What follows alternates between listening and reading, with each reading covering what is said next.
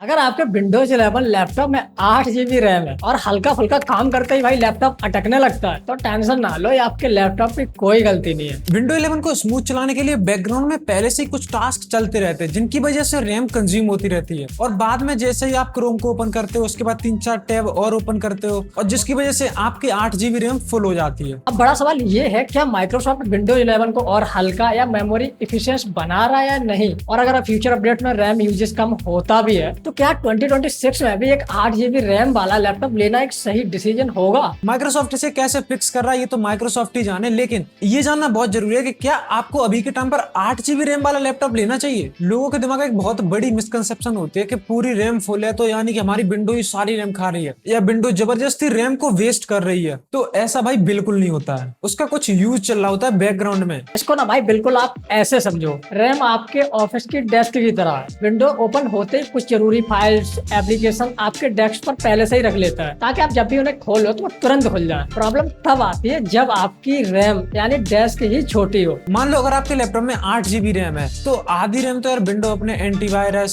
System services background के जो भी एप्लीकेशन होते हैं उनको चलाने में ही कंज्यूम कर लेता है। आप बची हुई इस छोटी जगह में क्रोम के 25-20 टैब खोल रहे होते हो, डिस्कॉर्ड चलाते हो या कुछ भी करते हो तो भाई उस काम के लिए डेस्क पर जगह खत्म हो जाती है, डेस्क पर कोई जगह ही नहीं बचती। इसके अलावा विंडो के इकोसिस्टम में माइक्रोसॉफ्ट एज, वेब व्यू 2 जैसे कंपोनेंट्स काफी इंपॉर्टेंट है। ये क्रोमियम बेस्ड टेक्नोलॉजी है जो कि वेब बेस्ड कंटेंट को आपको दिखाने में हेल्प करती है। इसके अलावा विंडो में antivirus, cloud, synchronisation, visits, startup application और दूसरे बहुत सारे एप्लीकेशंस को चलाने में भी रैम यूज होती है। अगर आप एक एक करके एप्लीकेशन यूज करते हो तो उसमें रैम ज्यादा कंज्यूम नहीं होती है, लेकिन जब आप सारे एप्लीकेशंस को एक साथ चलाते तो उनमें बहुत ज्यादा रैम कंज्यूम होती है और जिसकी वजह से आपकी रैम फुल हो जाती है। फिर आपका सिस्टम लैग करने लगता है, स्लो हो जाता है, क्योंकि वही मेमोरी तो 8 GB है ना, जितने सपोर्ट कर सकती है उतनी ही तो चलाएगी, उसके बाद तो स्लो हो जाएगी। और जब आपकी एक्चुअल रैम फुल हो जाती है तो विंडोज आपके लैपटॉप की ही HDD या SSD को एक टेम्पररी रैम की तरह यूज करता है। और भाई SSD कितने भी फास्ट हो, रैम जितनी फास्ट तो बिल्कुल नहीं हो सकती, और बस तभी आपका लैपटॉप लैग करने लगता है और हैवी फील करने लगता है। फिलहाल के टाइम में अच्छी बात यह है कि माइक्रोसॉफ्ट अभी चुपचाप बैठा नहीं है, वो एनवीडिया के साथ मिलकर अपने विंडो को और ज्यादा ऑप्टिमाइज कर रहा है ताकि जो आने वाला एनवीडिया के साथ स्पायरेक्स चिप है उसका एक पीसी आने वाला है वो ज्यादा ऑप्टिमाइज हो सके और जिसकी वजह से पूरे विंडो के इकोसिस्टम को ऑप्टिमाइज किया जा रहा है। और अभी आप देख रहे हो कि बहुत सारे अपडेट्स आ रहे हैं जिनकी वजह से बैकग्राउंड प्रोसेस को और ज्यादा ऑप्टिमाइज किया जा रहा है ताकि सिस्टम रैम कम यूज करे। लेकिन यहाँ पर एक बहुत समझना बहुत जरूरी है, अगर माइक्रोसॉफ्ट सॉफ्टवेयर अपडेट के थ्रू विंडोज को ऑप्टिमाइज बना भी दे तो भाई इसका मतलब ये बिल्कुल नहीं है कि 8 GB रैम आपकी 16 GB रैम बन जाएगी। ऑप्टिमाइजर से बस इतना होगा, बैकग्राउंड में थोड़ा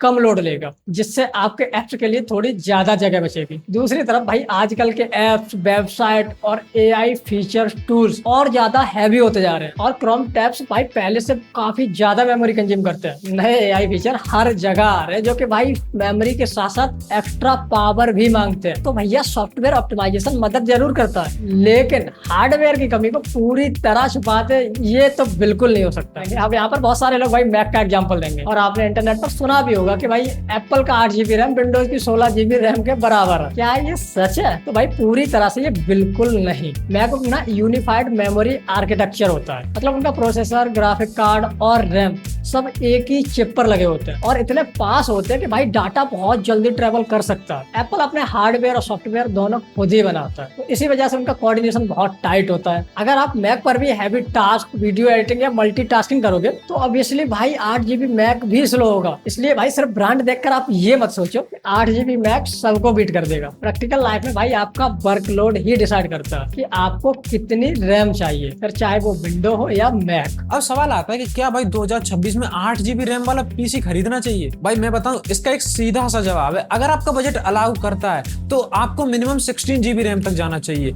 लेकिन अगर आपका बजट अलाउ नहीं करता है आप 8 GB रैम ले सकते हो, लेकिन ध्यान रहे आपको एक ऐसा पीसी लेना है जिसमें आप रैम अपग्रेड कर सको ताकि बाद में आप चाहो तो दूसरा रैम लेके और रैम स्टिक लगा लो। फिलहाल अगर बजट अलाउ नहीं करता है तो, अगर बजट अलाउ करता है तो भाई आप 16 GB रैम वाला ही लो, क्योंकि आपको मिनिमम टास्क और कंटेंट क्रिएशन या वीडियो एडिटिंग जैसे सॉफ्टवेयर चलाने के लिए आपको रैम मिनिमम 16 GB चाहिए होती है। बाकी अब आप मुझे कमेंट में बताओ कि आप अगर अभी पीसी बिल्ड करने जाओ तो आप कितनी रैम लोगे एंड आपका बजट अभी के टाइम पर कितनी रैम तक अलाउ करता है। अगर वीडियो इन्फॉर्मेटिव लगे तो वीडियो को लाइक कर देना एंड अगर आप लोग चैनल पर नए हो तो सब्सक्राइब कर देना, वो जो बेल आइकन है उसको भी प्रेस कर देना जिससे आपको आने वाली वीडियोस की नोटिफिकेशन मिल सके।